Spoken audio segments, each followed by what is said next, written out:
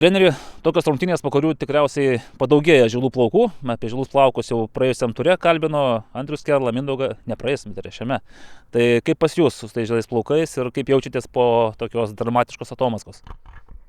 Tikrai tų žilų plaukų jaučiu padaugėjo, bet jaučiuosi sunkiai, liūdnai, bet liūdnai dėl vieno aspekto. Tai su kokiais sunkumais vaikinai susidūrė. Ypač gale, ką jie pradėjo išdarinėti. Aš tik jiem pasakiau, aš nežinau, kaip jūs daro, tai kodėl jūs daro, bet tai yra kažkas nuostabaus.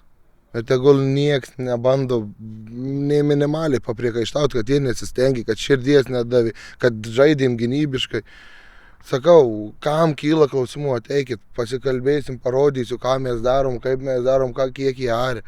Čia nuostabu, nežinau, su tokiais vaikinais į kiekvienas rungtynės atrodo jau uždeda limitą maksimalų, ką gali duoti pagarbos jiem ir jie dar lipa, liūdna, sunku, liūdna ir gaila, kad jie nei taško nenusipelnė. Ta prasme, jie nusipelnė taško ir kad neiškovojo, nes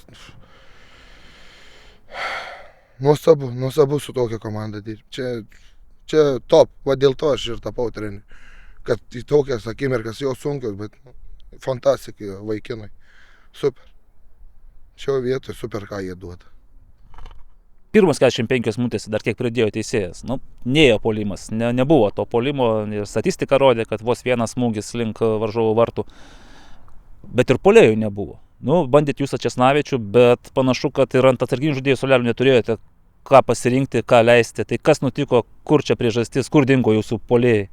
Nežinau, gal tam tikrus epizodus biškį dievulis nepadeda, bet jau jūs šiandien debiutavo per pusę metų iš antros lygos, A lygo prieš čempionų žaisti, tai čia žingsnis nemažas, superinis, o jei, ačiū Dievui, mes turim B komandą, kur yra motyvuoti ir pasiruošę visada padėti mum, nes vakar atsiverčiau sudėtį, tai jeigu be B komandos 3 keitimai vidurio gynėjai visi, tai bet, vėlgi, matėm, pirmą kėlinį reikėjo apsiprast, nes pirmą kartą matęs, kad prieš rungtynės aiškina, kad neliesa aikštė, apšilinėjai sausoja aikštė ir po to palieja. Tai faktas, kad reikėjo apsiprast prie aikštės tokio kokybinio broko, aš iš vaikinų nesitikėjau, bet vėlgi, aš negaliu kritikuoti, tam yra objektyvios priežastys, tai šitoj vietoj truputį nustebino tam tikri sprendimai, bet kada apsipratome, truputį vėl pakeitėm taktinį įsidėsimą ir atrodo, to pirmo kėlinio net nebuvę. Žaidį, sakau, tikrai nėra mano planuose Dubicką puolime laikyti, bet atidirbu, maladės, sakau. Ką jie atiduoda, tai yra nesuprantama ir fantastika.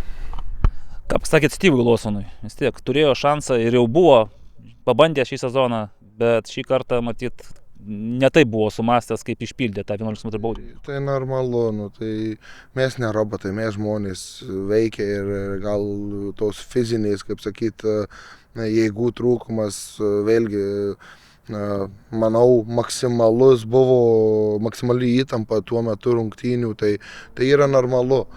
Tai, kaip sakyt, nieko, jis labai pergena dėl to, bet sakau, jis tiek padės, kad čia nuodėmė kažkokį priekaištą jam reikia. Šiandien neįmušė, rytoj įmušė ir viskas, ir nieks neatsimins šiandien dienos. Viskas, sekančios rungtynės su Minija mes einam kovoti tik dėl pergalės, po to vėl lyga, vėl dėl pergalės.